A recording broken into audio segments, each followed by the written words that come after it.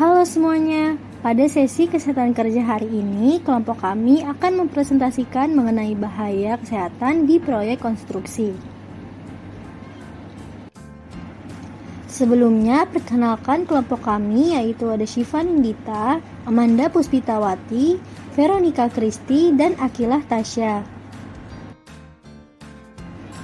Berikut adalah materi-materi yang akan kami bahas pada hari ini.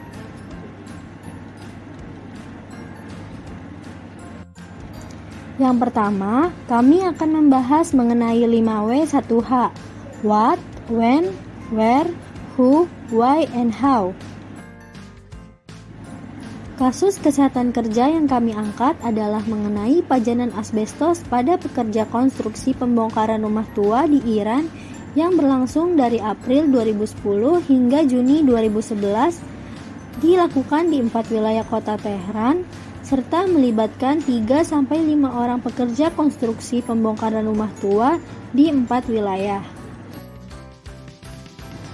Risiko paparan asbestos pada pekerja dapat terjadi karena tingginya konsentrasi asbestos udara yang melebihi nilai ambang batas atau 0,1 fiber per mililiter.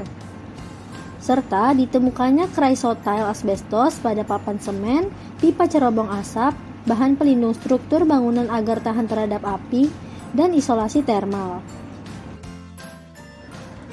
Kasus ini bermula pada tahun 2010, diperkirakan bahwa 16.300 unit rumah tua akan dibongkar di daerah perkotaan Tehran. Material yang digunakan dalam bahan konstruksi banyak mengandung asbestos sehingga berpotensi ditemui pada saat pembongkaran rumah-rumah tua. Asbestos telah ditemukan secara luas dalam bahan konstruksi seperti insulasi termal, bahan pelindung struktur bangunan agar tahan terhadap api, permukaan dekoratif, insulasi pipa, ubin lantai, produk akustik, saluran ventilasi, dan pipa cerobong asap.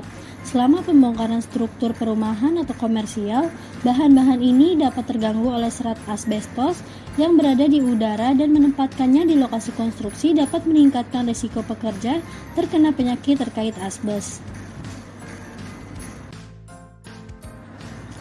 Oleh karena itu, pekerja konstruksi mungkin telah terpapar konsentrasi asbestos di udara kira-kira 4 kali lebih tinggi daripada nilai ambang batas atau NAB yang sudah ditentukan sebelumnya. Yang kedua adalah identifikasi bahaya kesehatan dan manajemen risiko. Identifikasi bahaya kesehatan yang diakibatkan oleh asbes dapat berupa kanker paru, asbestosis, dan mesotelioma. Yang pertama yaitu kanker paru, bahwa semakin besar paparan asbes, semakin tinggi risiko kanker paru. Sebagian besar kanker paru pada pekerja asbes terjadi setidaknya 15 tahun setelah pertama kali terpapar asbes. Risiko terkena kanker paru lebih besar lagi pada pekerja yang merokok dan terpapar asbes. Bahaya kesehatan selanjutnya adalah asbestosis. Masalah kesehatan utama yang disebabkan oleh paparan asbes adalah asbestosis. Ketika seseorang menghirup asbes tingkat tinggi dari waktu ke waktu, beberapa serat akan tersangkut jauh di dalam paru. Iritasi yang disebabkan oleh serat tersebut akhirnya menyebabkan fibrosis dalam paru-paru dan membuat penderitanya sulit bernafas. Selanjutnya adalah mesotelioma, bentuk kanker yang cukup langka yang paling sering menyerang lapisan pleura dan perut atau peritoneum. Hal ini disebabkan serat asbes yang terjebak di lapisan paru-paru atau rongga perut dan menyebabkan peradangan dan fibrosis. Untuk manajemen risiko, yang pertama yaitu pembongkaran rumah-rumah tua yang terdapat material asbes akan menghasilkan sejumlah debu asbes yang berterbangan di udara. Sehingga dalam proses pembongkaran rumah tersebut, pekerja harus menggunakan masker khusus agar debu tersebut tidak terhirup. Lalu selanjutnya, masih terdapat pekerja yang tidak menggunakan APD, sehingga penting bagi proyek konstruksi tersebut memberikan edukasi mengenai bahaya asbes apabila terhirup dan pentingnya menggunakan APD. Manajemen risiko selanjutnya adalah untuk mengurangi kemungkinan warga sekitar terpapar debu asbes diperlukan rambu-rambu untuk wajib menggunakan masker khusus saat melintas agar debu tidak terhirup.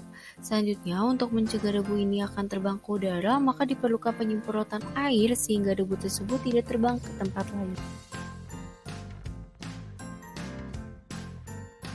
Penjelasan konsep pencegahan. Pencegahan primer yang bertujuan untuk mengurangi faktor resiko sebelum terserangnya penyakit. Dalam Undang-Undang Nomor 1 Tahun 1970 tentang Keselamatan Kerja Pasal 8 yang memuat pemeriksaan kesehatan badan, kondisi mental dan kemampuan fisik tenaga kerja yang akan diterima maupun yang akan dipindahkan sesuai dengan sifat pekerjaan yang akan diberikan kepada pekerja. Yang kedua ada hierarchy of control yang akan dijelaskan pada materi berikutnya. Pencegahan sekunder. Yang pertama, dengan melakukan pemeriksaan berkala pada pekerja yang terpajan zat yang beresiko tinggi terjadinya gangguan kesehatan. Pemeriksaan berkala ini dilakukan sejak tahun pertama bekerja hingga berikutnya. Yang kedua adalah surveillance medik, kegiatan yang bertujuan untuk mendeteksi efek pajanan yang tidak diinginkan sebelum menimbulkan gangguan fungsi pernafasan pada pekerja dan selanjutnya dilakukan untuk usaha pencegahan lebih lanjut. Pencegahan tersier. Pencegahan tersier ini bertujuan untuk mencegah penyakit bertambah buruk dan mencegah penyakit menjadi menetap dengan melakukan pemeriksaan berkala untuk evaluasi penyakit. Bila diduga telah terjadi penyakit atau didiagnosa telah adanya penyakit, secepatnya untuk menghindari diri dari pajanan. Dan yang keempat atau yang terakhir adalah rekomendasi. Tahap yang pertama yaitu elimination dengan cara 1. Menghentikan penggunaan semua bahan jenis asbestos pada pembangunan proyek konstruksi sesuai dengan rekomendasi WHO dan juga ILO. Yang kedua, jangan memotong, mengamplas, atau menggunakan bahan bangunan yang mengandung asbestos.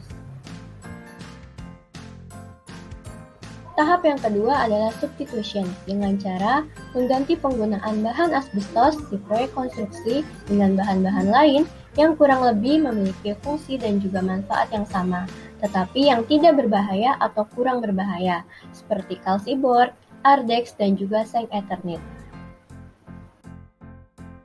Tahap yang ketiga yaitu engineering controls dengan cara 1. Membasahi bahan berasbes di tempat kerja sebelum dilakukannya kontak dengan tangan. 2. Membersihkan mesin dan daerah kerja secara teratur dengan mengikuti metode yang tepat dan benar. Yang ketiga, menghindari kontak tangan langsung dengan bahan berasbes melalui adanya otomatisasi proses atau dengan menggunakan